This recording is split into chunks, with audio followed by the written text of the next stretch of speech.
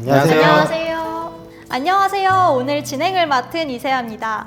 오늘 두 원장님 모시고 7월 편입학에 대한 이야기 나눠보려고 하는데요. 네, 원장님들 소개 한 번씩 부탁드립니다. 네, 안녕하세요. 네, 노원 김영호 편입학원 원장 박종상입니다. 안녕하세요. 노량진 캠퍼스 원장 김치영입니다.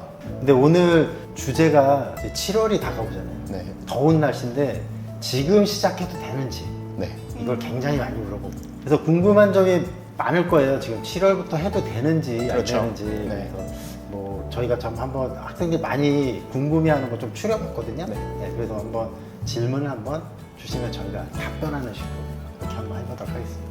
네, 그럼 시작해 보도록 하겠습니다. 네. 네. 첫 번째 질문입니다. 편입 시험은 한 과목 또는 두 과목을 보게 되는데요. 과연 7월부터 준비해서 합격 가능성이 있을까요? 원장님께서 한번 말씀해 주시죠. 왜 됐는지. 근데 지금 보면 이제 우리가 수능 같은 경우는 6과목을 봐야 되거든요. 네. 근데 다 잘 봐야 돼요. 좀 좋은 대학 가려면. 그렇죠. 근데 편입은 인문계는 영어 한 과목, 자연계는 영어, 수학 두 과목이거든요. 네. 근데 우리가 지금 됐는지 안 되는지 이렇게 많이 물어보는데 편입은 우리가 수능으로 치면 1, 2등급 학생들이 거의 없거든요. 그렇죠. 네, 그래서 이게 가장 틀린 점이고 과목이 적고 아주 잘하는 학생들이 대거 빠져있기 때문에 우리가 한 6, 7개월을 투자해서 정말 학교를 올릴 수 있는 정말 저는 유일한 방법이라고 생각하거든요. 수능보다는 훨씬 쉽다. 근데 학생들이 이제 착각하는 게 적게 뽑으니까 많이 힘들다 이렇게 생각하거든요.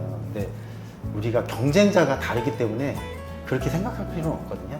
그래서 한번 지금 대학교 여름방학 할 때쯤이니까 결심을 하고 내가 한번 들어오는 것도 한번 생각해 볼 때쯤입니다. 저는 개인적으로는 뭐 혹시나 지금 영어랑 수학을 하나도 안 했던 친구가 지금 와서 갑자기 뭐다 서강대, 성균관대, 한양대 아니면 안 된다 그러면 솔직히 좀 어떻게 될지 모르겠으나 내가 공부한 만큼 내가 지금 전적대 대비해서 두세 단계 정도 위로 생각을 한다. 네.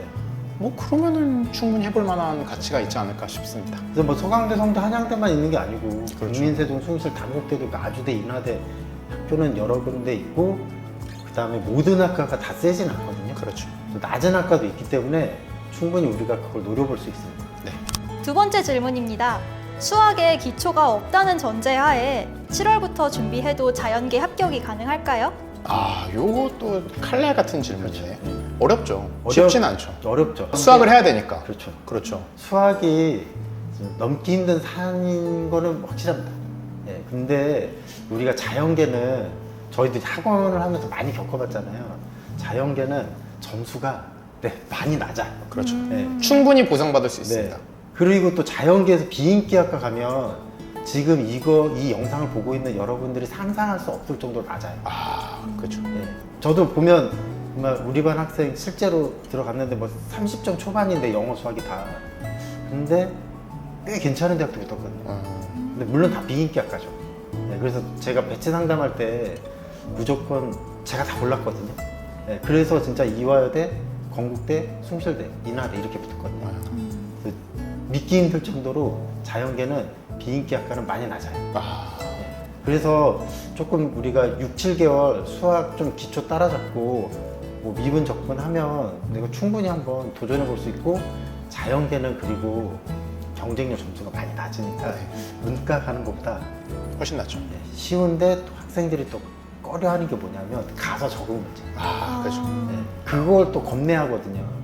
이거를 내가 뚫으면은 한번 해볼 만하다. 네. 저는 그렇게 생각합니다. 다음은 이제 영어에 관한 질문인데요. 정말 열심히 성실하게 공부를 했는데 영어 성적이 오르지 않아서 고민인 학생들이 많은데요. 이거 왜 그러는 걸까요? 일단은 첫 번째는 문법을 이론을 이제 배웠는데 이론을 배우고 나서 문제 풀이를 할 때 적용이 안 되는 경우가 굉장히 크고요. 두 번째는 아직 독해 실력이 올라오지 않았기 때문에 해석이 안 되죠. 해석이 되더라도 문제는 내가 지금까지 살면서 한 번도 보지 못했던 단어들이나 아니면 내가 알고 있는 알매 정도로 풀기에는 좀 어려운 문제들이 있어서 좀 이제 지금까지 배운 걸 바탕으로 문제풀이 난이도가 조금씩 올라가거든요. 그걸 바탕으로 해서 학생들이 하나하나 조금씩 배워나가면 분명히 성장할 거라고 확신합니다. 그렇군요. 네. 그래서 우리가 보면 그냥 간단하고 쉽게 말해서 우리가 독해를 할 때 공부를 하고 독해를 하는데 모르는 단어가 또 계속 나오는 거죠. 그렇죠. 그러면 모든 문제의 탓을 어휘로 돌리죠. 그렇죠. 그러면 그때부터 다 중단하고 단어만 외워. 그렇죠. 단어만 외우죠. 그래도 하다가 독해를 하다 보면 구문이 안 돼요. 네. 그럼 모든 문제 탓을 또 문법을 돌리죠. 그러면 결과는 문법 어휘만 하는 거예요. 그러니까 10시간 공부하는데 문법 어휘만 하거든요. 네. 독해 논리는 안 하거든요. 왜냐하면 문법 어휘가 안 되니까. 그렇죠. 이게 악순환인 거죠. 노력은 계속 하는데 성적은 계속 3, 40점 되죠. 그러면 방법이 틀린 거죠. 그러니까 우리가 보면 글을 읽어야 독해력이 올라가거든요. 제가 뭐 우리 반 학생들 개별 상담할 때도 매번 하는 얘기인데 우리가 왜 초등학생보다 한글을 더 빨리 읽는지 많이 읽어봤기 때문이거든요. 그래서 독해도 보면 영어 독해도 계속 읽어봐야 되는데 읽질 않는 거죠. 왜냐하면 문법 어휘 때문에 안 되니까 문법 어휘만 하는 거예요. 맞아요. 그래서 글을 안 읽기 때문에 성적이 안 오르는 거죠. 네. 저는 공부 그렇게 방법이 잘못될 수도 그렇죠. 있다는 네. 거네요. 뭐 공부를 아예 안 해서 성적이 안 오르면 그건 할 말이 없잖아요. 공부를 아예 안 하니까. 또 공부를 정말 많이 하는데 안 오르는 거는 100% 방법이 잘못된 거죠. 지금이라도 바로 잡아야죠. 네. 그런 부분은. 그래서 저희가 이제 담임선생님한테 찾아가요. 상담을 통해서 다 점검을 하는 거죠. 너 이거 어떻게 공부해? 이 과목은 어떻게 해? 문제 풀고 있어? 이런 거. 네 번째 질문입니다. 편입학에는 학사 편입과 일반 편입이 있는데요. 학사 편입과 일반 편입 중에 더 유리한 전형은 무엇일까요? 학사를 할 수 있는 상황이면 학사가 유리한 건 맞아요. 그러니까 아까 우리 대기할 때 그 얘기했잖아요. 학사 많이 안 뽑는데 네. 이게 진짜 유리하냐? 네. 뭐 미리 좀 공부하고 오셨더라고요. 그래서 맞아요. 네, 그래서 저희가 이제 아까 저희가 이제 오프 더 레코드로 말씀을 드렸는데, 근데 다만 7월부터 하는 학생이 학사를 따기에 쉽지는 않을 거예요. 아, 그래서 학사를 딸 수 있는 상황이면 인원에 상관없이 커트라인이 떨어지는 건 맞으니까, 물론 서성은 밑으로 학교에는 떨어지는 건 맞으니까 학사가 유리한데 무리하게 학사를 하다가는 힘들 수 있습니다. 아 그렇군요. 근데 우리가 막 상식적으로 봤을 때 그냥 학사 편입은 누가 하냐면 일단은 처음부터 그냥 들어가는 사람이 있어요. 그게 절반이거든요. 보면 아예 대학을 안 들어가고 바로 학점을 들어가는 사람. 그렇죠. 그게 한 50%고 나머지 절반은 전문대 졸업하고 또 추가적으로 해서 학사학위 받으려는 사람이거든요. 요거 다 통틀어 봤을 때 처음부터 잘하는 학생 비율이 일반 편입보다 학사 편입이 훨씬 떨어지거든요. 그래서 학사 편입이 훨씬 유리한 건 사실이에요. 네. 근데 일반 편입은 많이 뽑을 수도 있고 적게 뽑을 수도 있고 많이 뽑는 데는 유혹이 크잖아요. 그렇죠. 그럼 훨씬 유리한 것처럼 보이는 거죠. 근데 점수나 추가 합격 점수 다 보면 학사 편입이 유리합니다. 네. 네, 지금 성균관대학교와 서울과기대만 면접 전형이 있는데요. 올해 면접 전형으로 바뀌는 학교들이 있을까요? 그 고려대학교가 면접 본다고 발표를 했어요. 고려대가 발표를 했나요? 저도 모르고 있었네요. 그래서 고려대학교가 바뀐 게 우리가 좀 긴장을 해야 되거든요. 이제 이게 고려대학교는 어쨌든 상징성이 있는 학교잖아요. 네. 네. 그래서 좀 따라하려는 학교가 있지 않을까. 없을 수도 있고. 네. 네. 근데 저희는 좀 긴장을 하고 있습니다. 네. 그럼 발표들은 언제쯤 나올까요? 뭐 한 지금 이제 한 달 뒤 한달 정도에 뭐 뒤. 바뀌는 전형이 있다면 한 달 뒤부터는 이제 나오겠죠. 수시로 나오는데 제일 많이 나올 때 9월이에요. 9월이요? 그리고 정말 좀 좋은 학교는 진짜 12월 초에 나올 수 있어요. 성균관대학교가 항상 편입을 신경 안 쓰죠. 네. 그냥 뭐 작년에도 자소서 없어지는 거 얘기 안 했다가 그냥 바로. 네, 12월 초에 성균관대학교가 항상 변경안을 12월 초에 모집료가 나올 때 발표해요. 그렇죠. 그래서 끝까지 면접 우리가 볼 때도 그랬습니다. 네, 생각해보면. 끝까지 긴장해야 됩니다. 다음 질문입니다. 학업 계획서는 언제부터 준비하는 게 좋을까요? 학업 계획서는 제가 이건 미리 말할게요. 네. 7월, 8월에 해놔야 마음이 편해요. 아, 네, 그 다음부터는 9월부터는 이거를 생각할 시간이 없어요. 그러다 보니까 근데 이제 이 얘기를 하면 학생들이 역으로 물어봅니다. 그럼 나한테 지금 과를 정하지도 않았는데. 저도 궁금했어요. 큰 틀을 만들어 놓고 그 다음에 일단 써놓거나 첨삭을 갖고 넘어가는 게 학생들 입장에서 훨씬 좋아요. 왜냐면 큰 틀을 잡지도 못하고 끝나거든요. 네. 특히나 한양대학교 문제 중에 전공적 합성 쓰는 거 있는데 이거는 큰 틀을 잡아놓지도 못해서 학생들이 1차를 붙고 나서 써놓지 않은 친구들은 1차를 붙고 나서 그 짧은 시간에 써서 못 내요.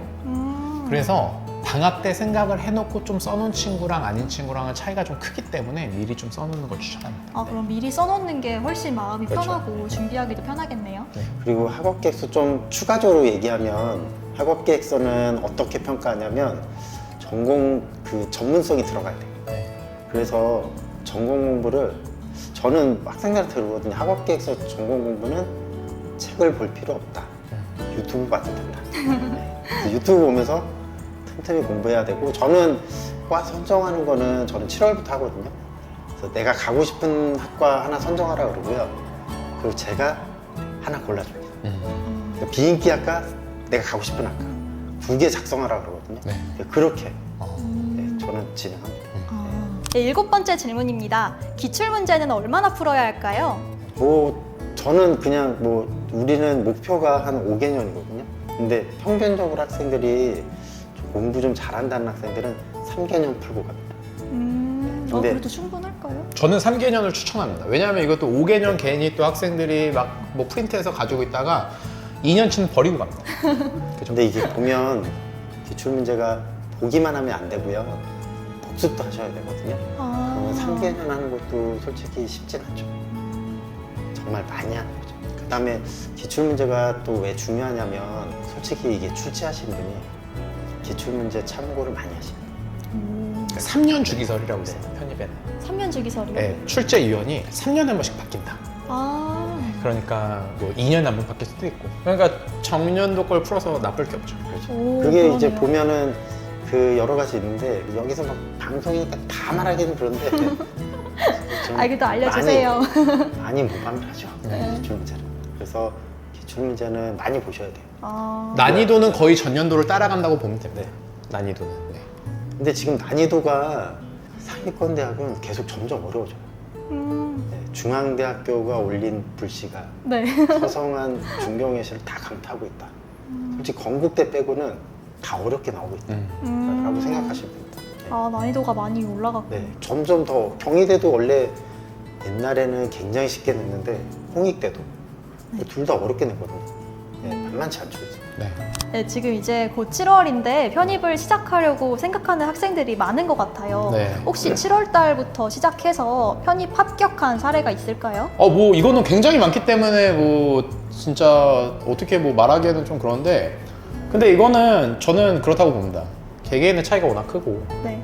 그 다음에 공부하는 것도 다 차이가 있을 거 아니에요. 그죠? 그렇죠. 그러니까 학생들이 어떻게 공부를 하느냐, 그러니까 합격률이 중요한 게 아니라 학생이 와서 어떻게 공부하느냐, 어떻게 앞으로 끌고 나가느냐가 좀 많이 좀 다르지 않을까. 네. 음. 저는 1월부터 준비한 학생도 다 붙는 것도 아니고 2년을 준비한 학생도 다 붙는 게 아니다. 6개월을 준비한 학생도 붙을 수 있다. 그렇죠. 그리고 저는 학생들이 이걸 물어봤을 때 제가 기억나는 학생이, 그 학생도 7월에 왔고 자연계 준비하는 학생이에요. 그래서 2과목 해야 되거든요. 네. 근데 서성한 중 다 붙었어요. 근데 이런 말 하면 학생들이 원래 잘하지 않았냐, 출신 학교가 엄청 좋지 않았냐 뭐 이러는데, 그 학생이 전문대졸이거든요. 그 다음에 7월에 영수 넷째 주 전국 모의고사가 다 30점대예요. 잘했던 사람도 아니고 출신 학교가 좋은 것도 아니잖아요. 네. 근데 그 학생은 새벽에 나와서 학원문 10대 나와서 학원문 5대 갔어요. 근데 그게 월화수목 금토일 하루도 안 빠지고 했어요. 그리고 제가 그 학생이 우리 반이라서 그 학생 봤을 때 전 속으로 그렇게 생각했거든요. 쟤는 왜 이렇게 열심히 하지? 안 될 것 같은데, 성적 보면. 그렇게 생각했거든요. 이거 편집 각이네요. 이거 편집되겠네요. 근데 제가 배치 상담할 때 네. 걔가 거의 80점 가까이 올랐어요. 진짜 많이 올랐네요. 그거 보고 깜짝 놀랐거든요. 그래서 제가 속으로 그렇게 얘기했던 게 되게 미안했어요. 그죠. 그럴 수 있죠. 근데 솔직히 7월, 8월에 갔을 때는 계산이 안 나왔거든요. 3, 40점대니까. 근데 계속 열심히 하니까 쟤는 왜 이렇게 열심히 하지? 이렇게 생각했는데 저의 편견을 다 깨버렸잖아요. 네. 여러분, 정말 열심히 하면 안 될 건 없다. 저는 그렇게 생각합니다. 네. 네. 네, 7월부터 하셔도 본인이 열심히 하면 합격하실 수 있습니다. 네. 다음 질문입니다. 학과 중에서 특히 낮은 학과가 있다고 들었는데 자연계와 인문계 각각 하나씩 낮은 학과 소개해 주실 수 있을까요? 이거는 우리 박종성 원장님 전공입니다. 거의 저는 이건 말하지 않겠습니다. 자연계는 뭐 다 알다시피 이제 자연과학대 쪽이 그렇죠. 이렇게 많이 났습니다. 이거는 절대 오해하시면 안 됩니다. 이건 편입이 그렇습니다. 네. 정시는 아닙니다. 네. 그래서 뭐 화학과, 생물학과, 물리학과 그렇죠. 이쪽이 많이 낮고요. 생명과학은 어떻습니까? 생명과학도 낮죠. 생명공학도 낮고, 그다음에 건국대학교는 자연계 비인기학과가 정말 많아. 아 정말 이건 어쩔 수 없어요. 네. 상어생명과학학은 싹 다 낮다고 생각하시면 돼요. 네. 그래서 저도 아까 처음에 말했던 영수 다 30점 초반대 마지막 모의고사, 걔도 건국대 붙은 학과가 건국대 환경보건. 네, 거기 다니시는 분 좀 기분 나쁠 수 있지만 거기를 추천했거든요. 네, 그 점수로 영어 수학 200점 만점에 67점 정확하게 합격했습니다. 이화여대 물리교육도 쓰게 했거든요. 네. 네, 요새 문과든 이과든 사범대가 점수가 제일 낮습니다. 참고로 물리교육은 수학을 봅니다. 아, 물리. 이화여자대학교는. 근데 물리학과는 물리를 봅니다. 네. 좀 주의할 게 이화여대랑 중앙대 자연과학대는 과학시험 봐요. 근데 이화여대 물리교육은 수학시험 봐요. 요거 좀 주의하셔야 돼요. 네. 그래서 내가 중앙대 화학과 물리학과 쓰면 점수 낮을 것 같아서 거기 쓰면 수학이 아니라 과학시험지가 나옵니다. 그렇죠. 깜짝 놀라죠. 그러면 이제 난감한 거죠. 공부도 안 했는데. 네. 그래서 그거 주의하셔야 되고요. 인문계는 저는 학생들한테 사회과학대학은 다 높다. 그냥 골고루 다 높다. 이렇게 보고 낮은 학과 쓰려 그러면 인문대로 골라야 돼요. 쉽게 말해서 국문사학 철학. 국문사학 네. 철학이요. 종교학과 어떻습니까? 종교학과는 더 사관대학교 낮죠. 종교학과. 종교학과는 더 낮죠. 근데 작년에 건국대학교 지리학과에서 저희 학사에서 어마어마한 학생이 붙었습니다. 올해 아마 건국대학교 학사 편입학 배치표상으로 엄청 낮을 겁니다. 왜냐하면 김영편님 모의고사 낮은 학생이 들어갔기 때문에. 제가 한 가지 좀 더 추가하면은 올해 입시는 낮은 학과가 좀 높은 것 같아요. 그러니까 올해 들어간 학생. 왜냐면 겁먹어서 특히 상위권 대학, 우리가 말하는 국문사학 철학이 좀 더 높았던 것 같고요. 경영, 뭐 경제, 무역, 심리 이쪽이 좀 더 낮았던 것 같아요. 네. 왜냐하면 우리 반 학생 이번에 들어간 학생인데 경희대학교 경영학과를 썼거든요. 근데 얘가 낮췄으라 그러는데 그냥 경영학과 썼어요. 붙었어요. 경희대 철학과 쓴 애는 낮췄었는데 또 썼어요. 그런 걸 보면 좀 난감하죠, 저희도. 네. 편입은 제가 봤을 때 확률과 통계로 배치 상담해야 되고, 제가 봤을 때 이렇게 높은 학과가 낮게 나오고 낮은 학과가 높게 나왔으면 이 결과가 지금 말한 것처럼 점수화돼서 나오면 다음에는 반대로 움직인다. 네, 그것도 한번 생각해 보셔야 돼요. 네. 네. 그럼 전년도 결과를 네. 보고 지원을 그렇죠. 하는 것도 전략이겠네요. 네. 그건 이제 배치 상담할 때 다 얘기하기 때문에. 네.